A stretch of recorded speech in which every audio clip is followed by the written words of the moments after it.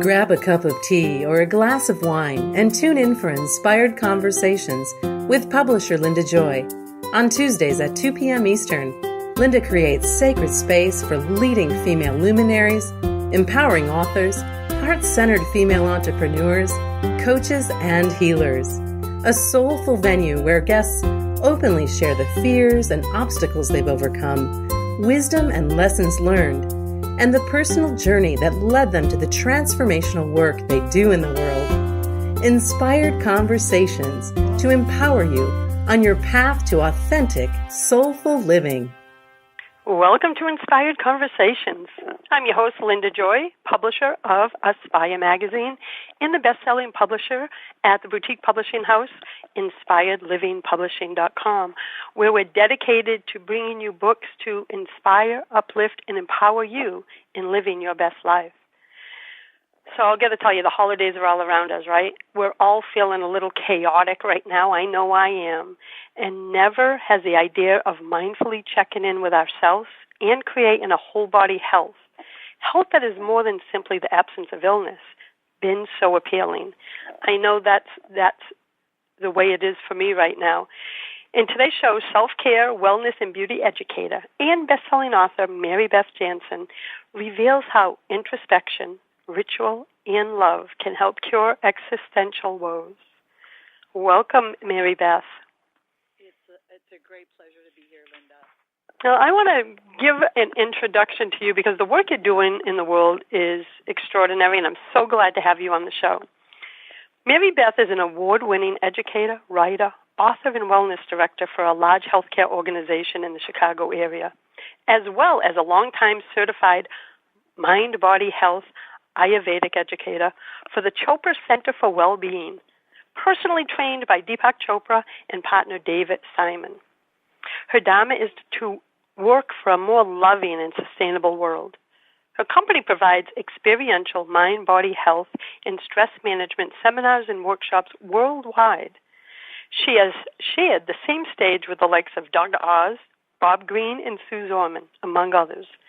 Mary Beth writes for a number of media outlets, most notably her column, Ask the Organic Wellness Expert, for Organic Spa magazine, and has authored 7 books. Her newest, The Book of Self-Care, Healing Remedies for Mind, Body, and Soul, which is now available. And that's what we're going to talk about, Mary Beth, because I love your whole description of what self-care is. Because it's a hot topic right now. Self-care this, get a massage, and get your nails done. And I'm like, it's so much deeper than that. And when I received your book, which by the way, I have to say, is freaking beautiful.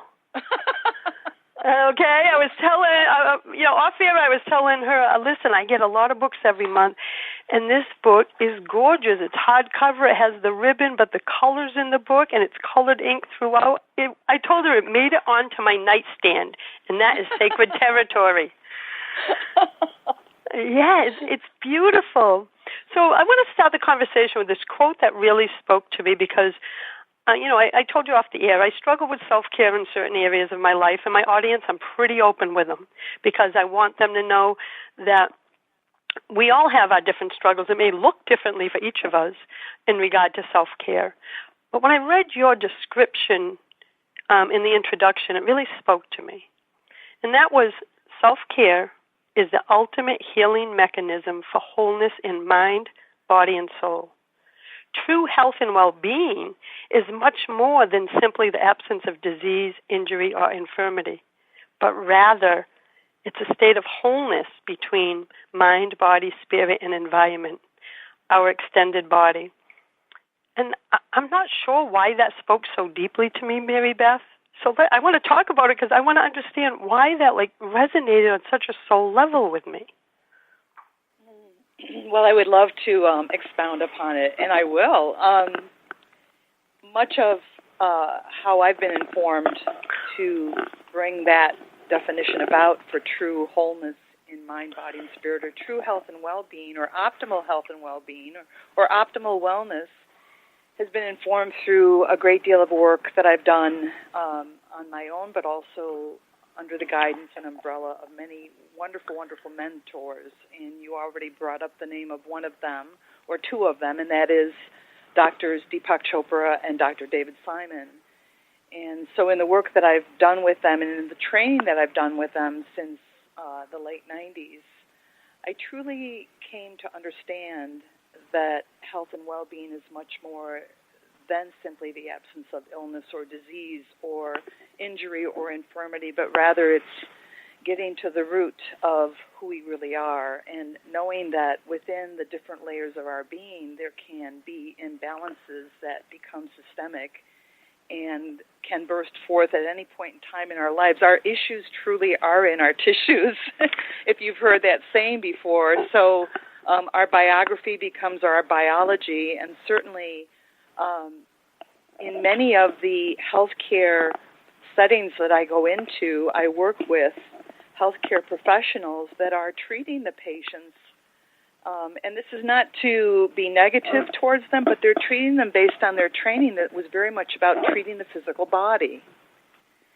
And so what we're speaking of here between you and I, and in that definition that you read to your listeners, is that it goes well beyond simply the physical body. A physical therapist working with an individual who's just had their knee or their hip replaced, to understand that for them, going into therapy and doing what they can along this continuum of care they're receiving from the healthcare provider to not only treat the physical body so that it can become better, but also collaboratively work with our healthcare providers to then fulfill our dharma surrounding that.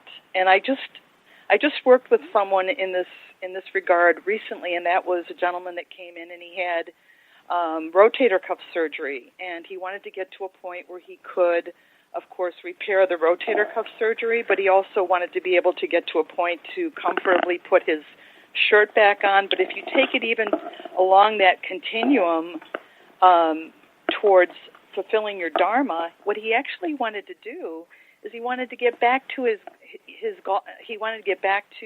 bowling league, because that was what he was so passionate about, the socialization and getting together with his bowling league and the fun that he had there and the love that was there. So it wasn't just about fixing the physical body, but it was about fulfilling his dharma and getting back to what makes his heart sing. Does that make sense? It makes a lot of sense. It's like the purpose, the passion, yes, right, that fuels decisions. Absolutely. And so with that definition, I mean, we tend to, in today's healthcare world that we're in, and there's a lot of dissension there, and people are questioning, their healthcare. So for what it is that I'm providing and asking people to take exquisitely good care of themselves, and, it's not a matter of going to the doctor and saying, "Doctor, fix me or heal me," but rather it's coming from that first, foremost step of knowing that self-care is the ultimate health care, because you're taking personal responsibility and accountability for how you feel, mind, body, soul, and truly environment, because in the teachings that I learned through Dr. Deepak Chopra, the environment is an extension of who we are. Everything that's happening in the environment, whether it's imbalances, they happen within us as well. So, yes, self-care is the ultimate health care is my mantra. And so it's getting to that point with anyone that I'm speaking to or teaching or working with even one-on-one in a hospital setting, to know that they have so much power within them. And it begins with our thinking process and our mindfulness and present moment awareness, to be able to understand the incredible power that you have within you for healing, that the innate healing capacity that we have is so profound, and that's been proven again and again and again. Dr. Candace Pert, who wrote the book, The Molecules of Emotion, and spoke to the fact that every single thought we have creates a molecule in our body. We have happy thoughts, we create happy cells in our body. We have sad thoughts, we create sad cells in our body. We have mad thoughts, we create mad cells in our body. So to understand that we have this ability through our perception, through our beliefs, through our thoughts, through our actions, to enact incredible change within our mind-body physiology. And another great mentor of mine, Dr. Bruce Lipton, who's very involved in the realm of epigenetics, has said that the moment that you change your perception, you begin rewriting the chemistry of your body. And so to know that we have this pharmacy inside of us, and through the thoughts that we have, through the actions that we enact in every moment of our day, making the most life-affirming choices we possibly can, that we can create and release these healing chemicals into our bloodstream that can have tremendous healing capacity. So releasing endorphins, that Dr. Candace Pert, by the way, she is the one, together with one of her associates, who in the research labs was able to define and discover endorphins, your body's natural morphine, endogenous morphine. But the other healing chemicals as well that we speak to boost our natural serotonin levels, your natural antidepressant within your body, to boost dopamine levels, your body's natural tranquilizers, to boost immunomodulators in your body that help to boost your immune system, to boost vasodilators that open up your arteries and allow for lowering of your blood pressure, to boost DHEA, or human growth hormone, which is our longevity hormone. And I can keep going down the list to know that when we give hugs to each other, I need 12 hugs a day, that you're releasing the love hormone into your bloodstream, oxytocin. So this is powerful, powerful stuff. And again, this begins with our knowledge of and our knowingness of this being able to happen and taking responsibility for it. So with that, I'm going to turn it back to you. I love everything you're saying because I've experienced it in my own life, right? So what I'm going to do, because I don't want to have to jump over to the break. Let's jump over to the break now so we can dive into this deeper. Okay, and very good. I'll be back in a moment with Mary Beth Janssen of marybethjanssen.com. A conscious lifestyle for a mindful life. OMTimes Radio. IOM FM. Are you trying to get from point A to point B and need a little advice? Connect with the counselors at OMTimes Advisors. Whether you're looking for a life coach or a spiritual intuitive, the advisors participating at advisors.omtimes.com were carefully chosen based on their gifts, skills, and professionalism. OMTimes Advisors, connecting you with the best advisors in the business. Do you have time to read that inspiring book or that blog post you've been meaning to get to? In your busy world, how do you improve yourself and keep your life going? I'm Lisa Kay, and my Between Heaven and Earth radio show can transform your life just by listening. Be uplifted with inspiring topics, positive stories, and ideas that really work. Between Heaven and Earth radio is conscious living for your soul, every Wednesday at 4 p.m. Eastern Time. This is OTR-FM, part of the IOM Radio Network. Welcome back. You're listening to Inspired Conversations. Today we're talking about mind-body consciousness, self-care, but not the self-care that your mama talks about, like getting a massage and scheduling a pedicure. This is deep, intimate stuff. It's really connecting with the essence of who you are. And I was getting all turned on all the stuff you're talking about, Mary Beth, because I've lived it. Many years ago, I was told I'd have to be on thyroid meds for years. Oh, boy. Yeah. So, and of course, at that time, probably going back 15 years ago, I'm like, okay, whatever you say, just to stop all the symptoms that were happening. And probably 6-7 years ago, after doing lots of inner work, and before I go to the next part, let me clarify for any listener, I am not saying to get off your medications. I am speaking about my personal journey. And my soul told me I didn't need the medications anymore. And I was seeing a specialist, an endocrinologist. It runs in my family. And I didn't tell anyone, including my partner, that I was going to do this. So I weaned myself off over 3 months, went back for my checkup, Mary Beth, and of course I'm like, oh, shit, he's going to know, right? And he says to me, and he knew I was a renegade. He called me his renegade patient, right? Because And we had a great relationship. I really have a lot of respect for him. He's retired. And so I went thinking, okay, here's the truth. My numbers are going to be all screwed up if my intuition was wrong. And he said, Linda, great results, and he's going down my charts. And I think I had this, shit-eating grin on my face because he turned to me and he said, what did you do? And I told him, I said, listen, you told me 15 years ago that once I start thyroid med, you can never get off. And he said, you can't. And I said, but I did. And Mary Beth, it's been 7 years. My numbers have stayed well. But I did a lot of spiritual work and a lot of working on my throat chakra and a lot of affirmations, a lot of all of it, being conscious of my thoughts. Is that an example for you of what you've seen, not only in your clinicals, but in the research that you've done? Absolutely, and we have indeed done some investigational clinical trials on how we have seen the numbers with this one group in particular that I was involved as a lead investigator with. In one of the settings that I go into, we had a group come together, and they had to commit to 3 months of every single day committing to their meditation, their healing breath work or their pranayama practice, their yoga practice, their full body massage, what's called abhyanga in Ayurveda practice, sound healing, and all of this is energetic, of course. And at the end of 3 months, because they had to fill out a pre-wellness, the research that we did, they had to fill out a questionnaire pre, and then they had to fill one out post. And statistically, we had a statistician who went through and figure out all the numbers, and it was really quite remarkable to see how in 5 key areas, and that is in pain relief, in anxiety, in depression, in nausea, in sleeplessness, that they were able to assuage the numbers and change the numbers.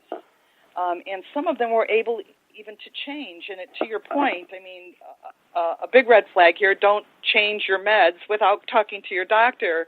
But nevertheless, a number of these individuals were able to, one woman was able to get off her asthma inhaler, another woman was able to take less of her blood pressure medicine. But the numbers were really remarkable to see how they changed before and after. So what you're speaking to, what took place with you weaning yourself off of your thyroid meds, you gave your listeners a very good indication of what helped you to do that, and that is all energetic work, the positive thought patterns that you create, because it's all energy patterning. And so they have shown that when you have positive thoughts, it boosts the white blood cell count in your body. I teach 9 yoga classes a week, and here's another example related to the thyroid gland, and that is that working with Ujjayi breathing, a form of pranayama or healing breath work, coupled with what is called Jalandhara Bandha, or the lock that is done through the throat, where you bend your head forward and you're compressing the thyroid gland area, doing your Ujjayi breathing. So you're compressing down the thyroid gland, you're locking it down, and you're breathing deep belly breaths. And when you come out of the pose, nourishing blood, fluid, and healing chemicals are rushing into the thyroid gland area. So it's energetic, it's physical, it's certainly physical, mental, emotional, what's going on here, but it begins with, again, your mindfulness and your intention, importantly, to want to do this. We're looking at January 1st coming up right around the corner here, where people are going to set a plethora of New Year's resolutions. What prevents them from seeing them through? And often it has everything to do with not setting a really firm daily intention and being mindful to that intention in every moment of every day to see it through. And so that's what you were doing in those 3, I believe you said that you did it over a few months, that you weaned yourself off of the thyroid meds, and in the end your doctor was amazed, and you did it on your own, but predominantly through energy work, which is phenomenal. Congratulations. Well, thank you. And I have to tell you, it's been 7 years, and I'm following up less and less with the doctor now. But that first year, I was conscious and made sure I got my testing to make sure I don't want to cause any physical harm. But I realized, oh my goodness, this is how I changed it. And back when I was 40, I'm 55 now, Mary Beth, I had what they said was a TIA. I was an overachiever. I was creating another business. I had been a welfare mom, got off welfare, created my first business, and within 5 years, won Small Business SBA's Entrepreneur of the Year for my state. But I was off balance, right, between the masculine and the feminine, pushing, striving, ignoring my body. And I had a plethora of other health issues where they said you would be on meds. They thought it was MS, then they thought it was lupus, advanced Lyme disease. Can you get the idea of what my poor body was going through? Yes. And I energetically knew that that wasn't my truth, that those were not my diagnoses. And I refused all meds. And I've been symptom-free 15 years. So I've learned, for me, it's about listening to my body and saying, what's the true message here? And the true message at that time for me was, stop paying attention to your body, honoring it. Stop doing 16-hour days and drinking 4 medium-iced coffees a day. And so it's been a journey for me, but the biggest part is becoming more conscious of me, not just my physical body, me, the essence of who I am. I love what you just said, and you brought up the word conscious, and it all begins with consciousness. So self-care, Ayurveda, traditional Chinese medicine, Qigong, I can go down, yoga, meditation, I can go down a long list of those therapies, healing therapies or modalities or remedies that can be very helpful for us to create balance and homeostasis in our lives. But unless you begin at the beginning and the understanding that self-care is a consciousness-based system of healing, and so what we speak to do in true self-care of self is to expand our consciousness as much as we possibly can on a day-to-day basis, on a moment-to-moment basis. And I do emphasize moment-to-moment because all of us fall backwards. But, if we're conscious and we're practicing, doing our practice every day, we can set the reset button or, allow ourselves to have those moments that we have a momentary lapse of reason, and then we catch ourselves back up and we continue on our path. But there's a large number of folks, unfortunately, that are living their lives on a regular daily basis in what I would probably call a more mindless state of mind versus a very mindful state of life or mind. So when we work on a daily basis to expand our consciousness, then we become very, very present to who we are and what we're part of. And that's asking the deeper questions to truly know ourselves, who we are, why we're here, know that we're spaceless, we're timeless, we're ageless, we're limitless, we're fearless. That's who we really are. We're spirit. And if we can live our lives from that place of being, naturally we have a body, the physical part of our being. Naturally we have the mind, where our mental capacities are, our intellect, our ego lives there, our emotions live there. And that's where, by the way, we spend a larger amount of our day in the layer of the mind. It's said that we have about 60,000 thoughts a day, with 59,000 of them being rerun from yesterday. So that's a lot of gunk and old programming that's clogging up our system. They call that monkey mind in Eastern philosophy. So that's very stressful. And I'm speaking of not being present and not paying attention, that the mind is just constantly recycling like it's in a rut. And when you start to show up every day and do your contemplative practice, whatever that your chosen contemplative or meditative or mindfulness practice is, you start to release so much of that keeps rerunning in that rut in your mind. And you start to let so much of that go, and it's so freeing. It allows for so much freedom and peace in our lives. So, again, talking about expanding our consciousness through our contemplative practice versus living our day-to-day lives in a much more narrowly constricted level of consciousness. That's what we're speaking of here.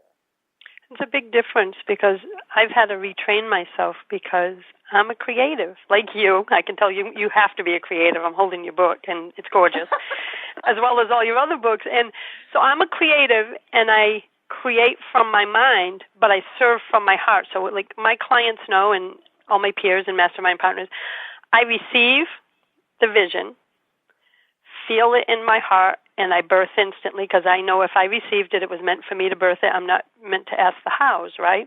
But because I'm so creative, I can be in my mind a lot, Mary Beth. So I've had to learn what I call to recalibrate. So numerous times throughout the day, if I feel I'm not in my body, I say, oh, yeah, it's just an internal thing. I say to myself, it's like time to recalibrate, and I'll either go for a walk. I just sit in a different place for a few minutes and connect with my breath. It could just be 3 minutes, right? So if any other entrepreneurs are on the phone saying, on the line saying, I can't find time for that, you can find time for it. It's taken multiple moments throughout the day to come back in to your body. So what you were talking about being mindless, I lived there many years, so I know exactly what it feels like. So I think because of that, though, I know when I'm in that place, and I know I can't create and manifest and love and be healthy from that place. So that's when I started recalibrating throughout the day.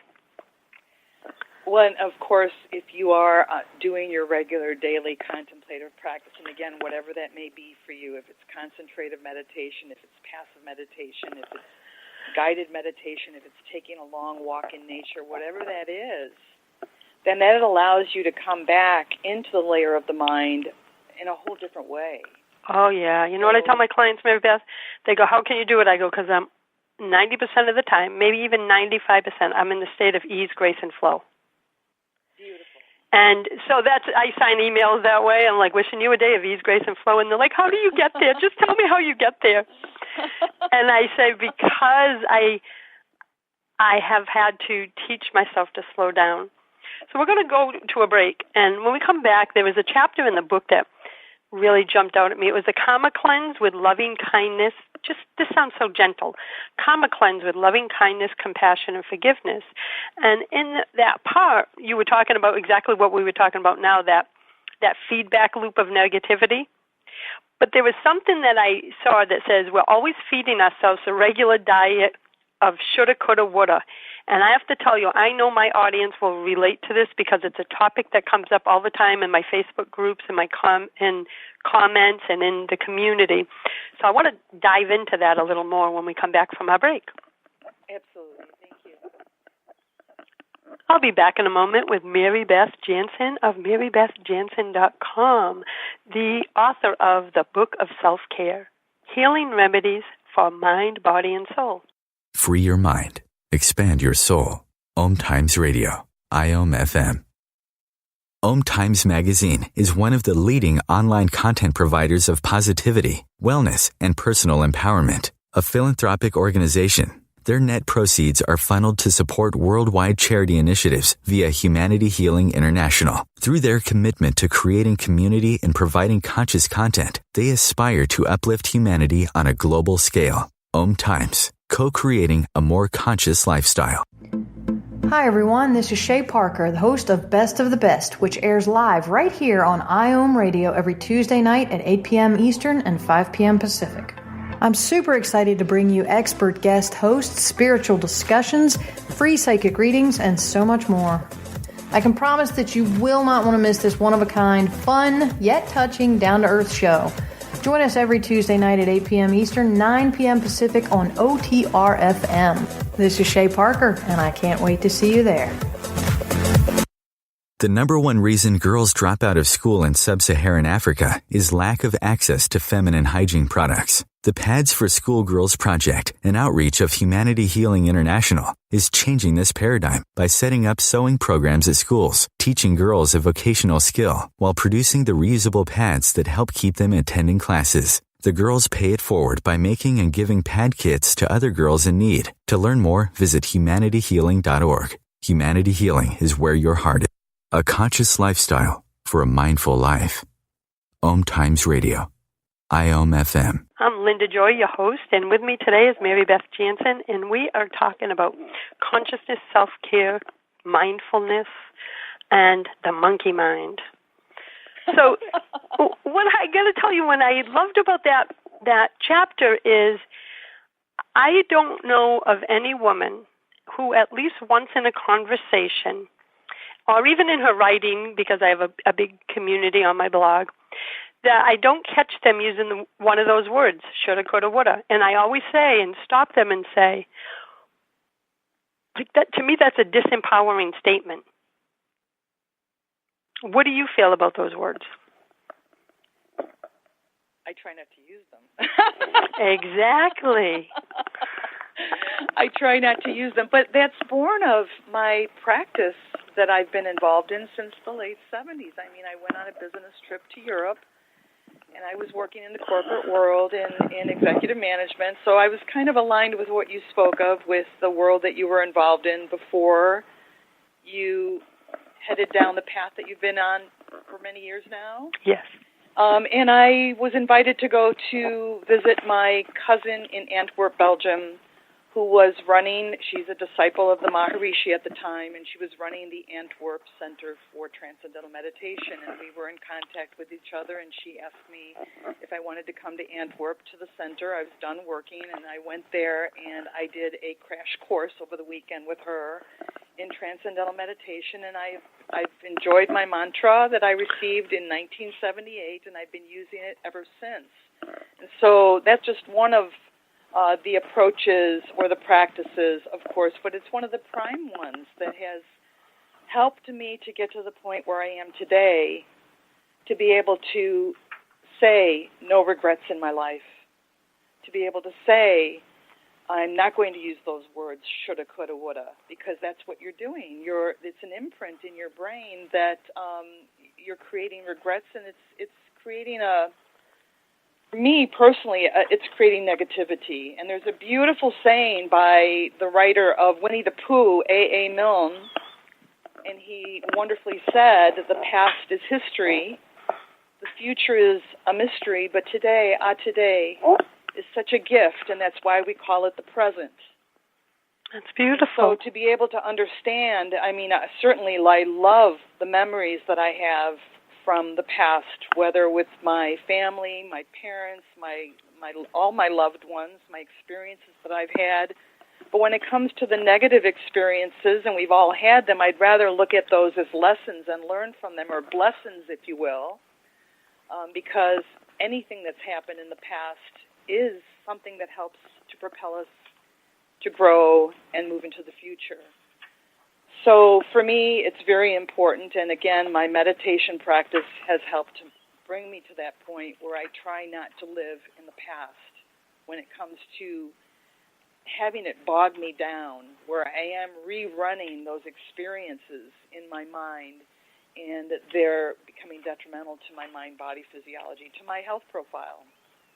You know, coming full circle back to how we began this conversation in view of what true health and well-being or true wholeness is.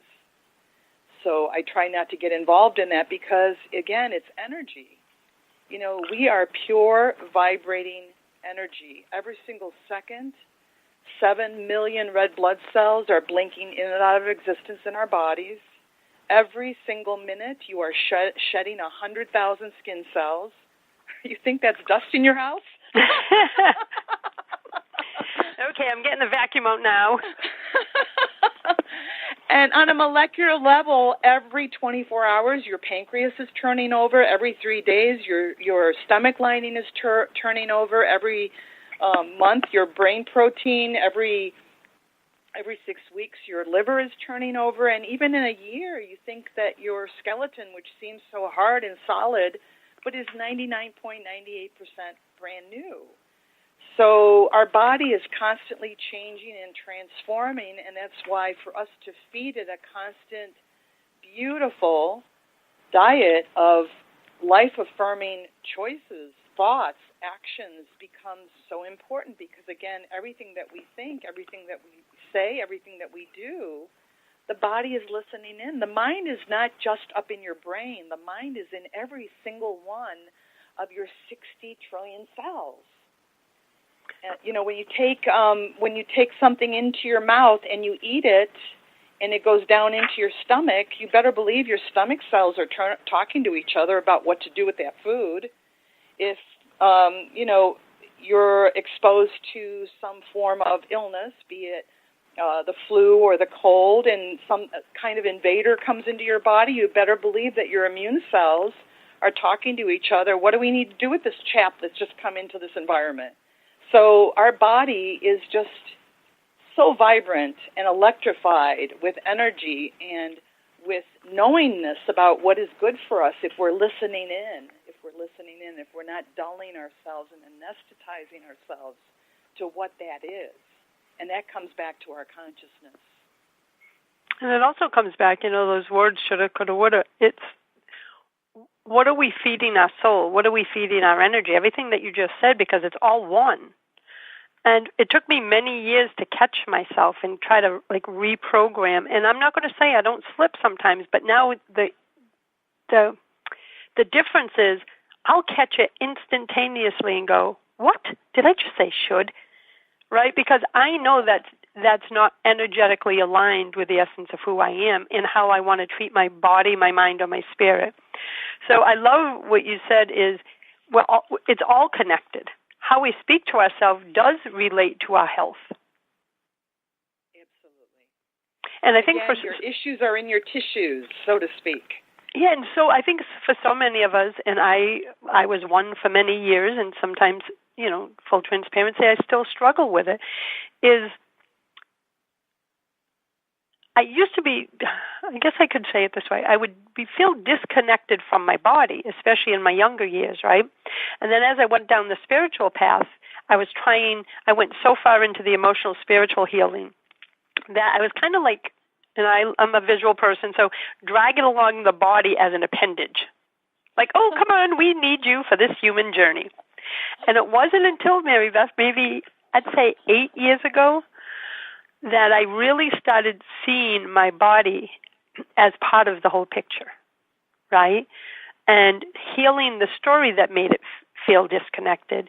And that is when everything shifted, the thyroid meds, other stuff that I was going through. And I feel more joyful and ageless now in my mid-50s than I did in my 40s and 30s.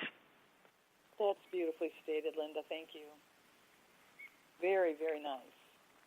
That is one of the primary reasons also that yoga, and I like to say, because I teach 9 yoga classes a week, but I'm exposed to people who are coming into yoga for the first time, and so many think that yoga is about trying to fit your ankle behind your neck, when indeed it is so much more than that. It's actually meditation in motion, and it's bringing you into your body in such a way that you're honoring your body, this amazing vessel it's the earthly vessel for your spirit. And so to disconnect from it, or as you mentioned, that you were kind of carrying it along as an appendage. And people can become very ethereal when they start to travel the spiritual path, and that's something that we need to be careful about. We can become very airy, and now I'm speaking of the terms from Ayurveda, Vata, Pitta, Kapha, or air, fire, earth. We all have those energy patterns in us, but people can become too airy. They can become too much in the ethers, and then we begin to let our body, our physicality, fall by the wayside. So that's where, indeed, yoga as a prescription, in me consulting with someone on an Ayurvedic level, if I determine that they're too Vata, I definitely prescribe a yoga practice to them. And it might not be a 1.5 hour yoga practice like some of the ones that I teach, but it might be just doing 5 to 10 yoga postures a day that will help to bring them out of the ethers, out of space and air, more into their earthly body. So it's a wonderful, wonderful self-care mechanism for people that are very anxious or worried or fearful, because that is the primary stress response for too much airiness, too much space, too much ether, is to get them grounded to the earth. And so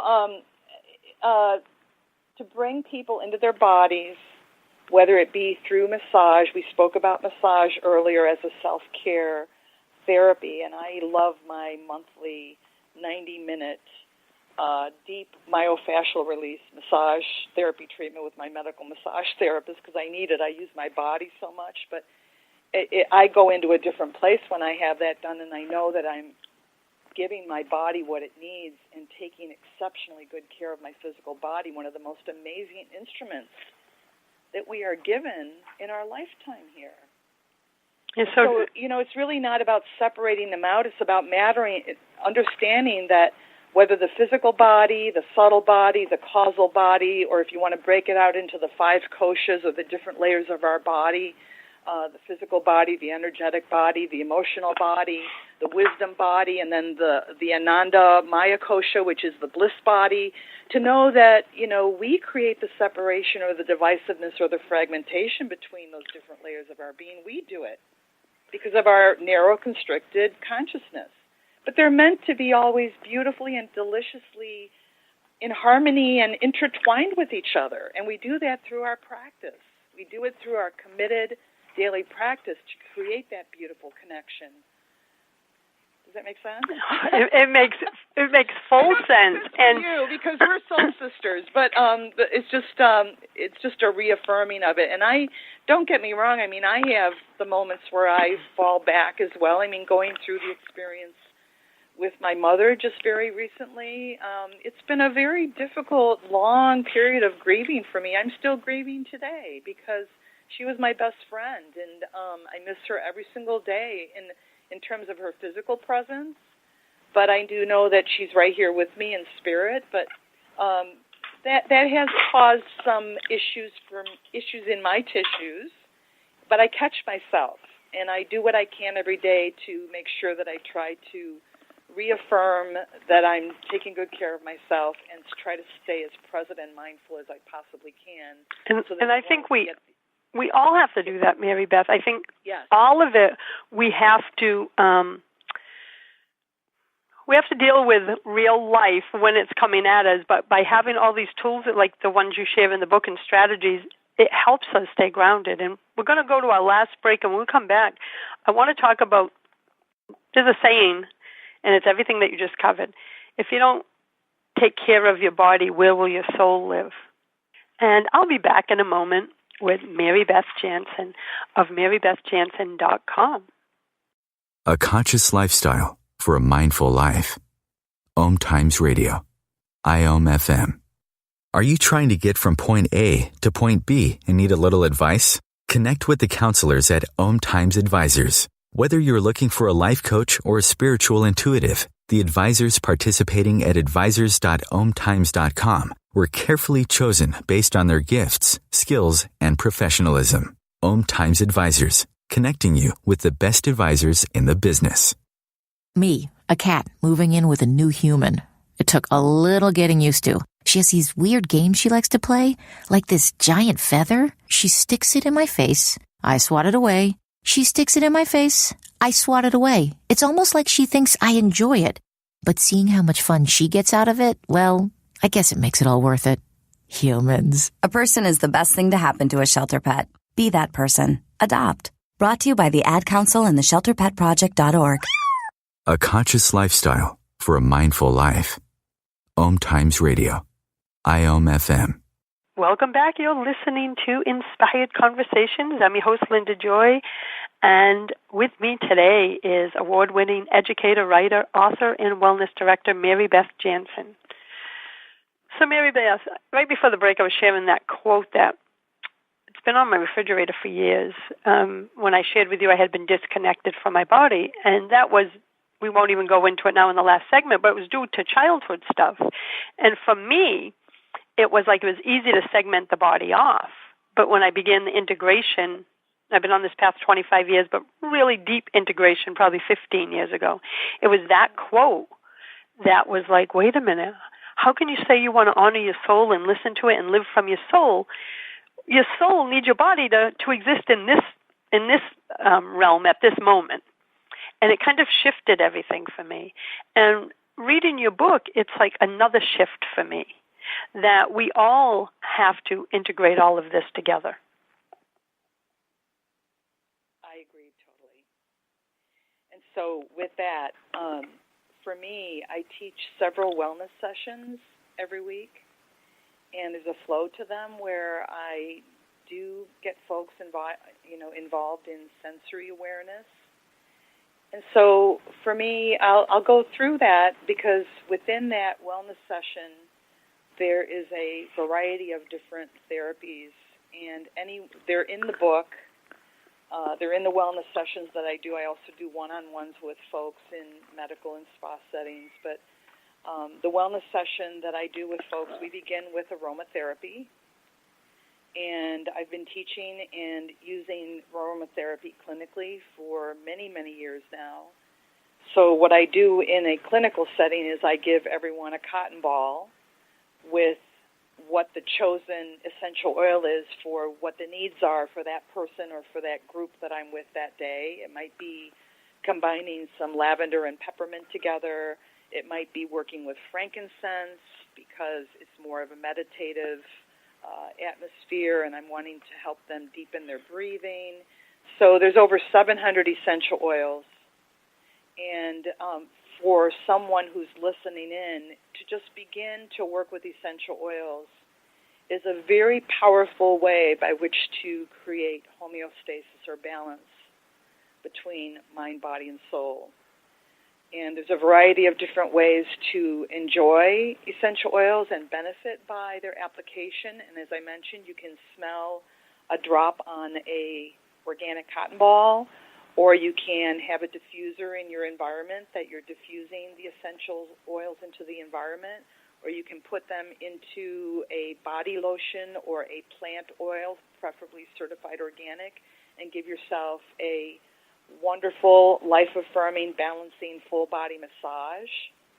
We call that Abhyanga massage. It's very, very healing. Your skin is your body's largest organ, and it's a major pathway for detoxification or removing toxins out of your body.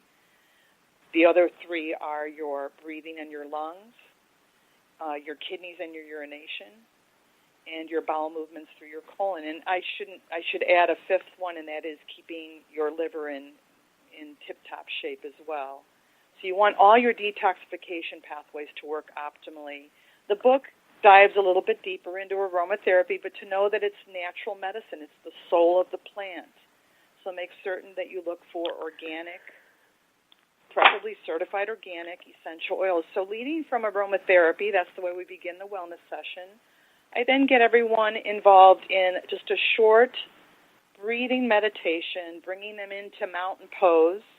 That's our pose in yoga, and they may be sitting or standing, but bringing them into mountain pose, developing strength and agility in the mind and the body, opening up through the rib cage, feeling those trapezius muscles in the upper back relax, feeling the shoulder blades in the back gently drawing in towards each other, and then concentrating on doing diaphragmatic or belly breathing together, because if there was any other modality that you take away from this conversation today or from reading the book, it's on how important proper belly breathing or diaphragmatic breathing is. We're born this way, breathing diaphragmatically. When you take a deep breath in through the nostrils and fill your lungs as widely and deeply as you can, your belly gently moves out. And when you fully exhale the breath, your belly comes all the way in.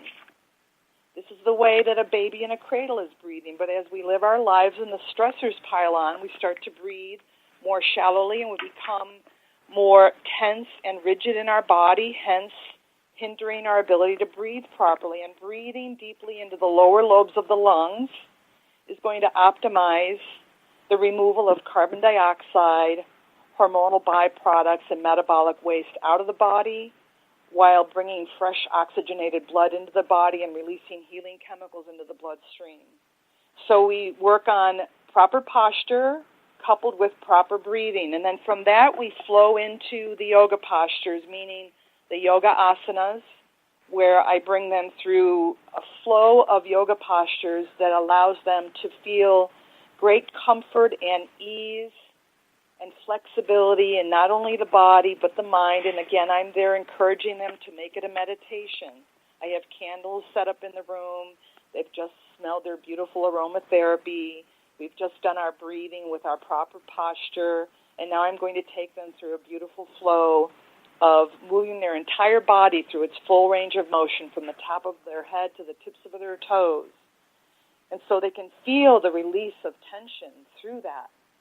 Taking a deep breath in, very energizing, nourishing to all the body systems. Exhaling fully that breath, relaxing and detoxifying all the body systems. Reminding them of that as they're moving their bodies through the postures. And then as we get towards the end of the postures, I take them through a brief meditation. And the meditation can be whatever you would like it to be that helps you to connect with your source or the essence of who you are. But what I try to do is I try to ask them to connect with that layer of their being that is pure consciousness or spirit, that field of infinite possibilities, of pure potentiality that's within them. And so this is the spaceless, timeless, ageless, limitless, fearless part of their being that has always been there and will always be there. And I ask them that if the mind pops in with thoughts, just remember the mind's a different layer of your being. Tell the mind you'll get back to it later. Don't judge or label or argue with or interact with the thoughts. Just gently and non-judgmentally let those thoughts come and go like migrating birds or clouds floating by through the sky, and gently bring your attention back to bathing in this beautiful radiant being of light that you are, spirit. And so that's more of a concentrative meditation technique that we do. You can also watch and witness the gentle inflow and outflow of your breath. The mind will pop in, the thoughts will come. You just keep coming back to your breath. You can use a mantra. A beautiful mantra that I use frequently is so hum. So on the inhale, hum on the exhale, which means I am the divine, or I am spirit. So they can choose which one of those kinds of concentrative meditation approaches they want to use. And then we do a full body massage. And of course they're doing it over their clothing without body lotion, but it's just to remind them or give them a template or a model of how to do it on their own. And then lastly, we do a little bit of sound healing. We do 3 ohms together to vibrate the throat box and the larynx, keeping the voice powerful and strong on an energetic and a physical level. And then also to keep the lungs and the respiratory system healthy, and then to vibrate the 60 trillion cells in their body like a tuning fork. Because again, you're pure vibrating energy. So we do 3 beautiful ohms together to end the session. And they can also, I encourage them, you can do tone the vowel sounds if you care to, A, E, I, O, U, or you can sing or you can hum. Just get some form of sound healing in every day, because you're releasing healing chemicals into your bloodstream when you do that, and you're also vibrating all your body tissues. And then last but not least, we bring our hands together and we say namaste to each other. The spirit in me honors the spirit in you, and we are all one. We are all connected. And they love that. So we generally repeat it a couple times. I have to tell you, I want to hang with you for that 90 minutes. That was, I could feel myself as you're speaking, as we come to a close for our show, I could feel myself dropping into my body. Oh, lovely. Just listening, and I'm like, why isn't that in my area? It was, but I could see as you were walking us through this beautiful ritual that you do with those that attend, I could feel myself relaxing in my own body, because I think it was just hearing, it was validating what we all need, right? So that was so beautiful. What a sacred, there's a sacredness to what you taught in that 90 minutes. That's one of your 90-minute sessions, correct? Yes.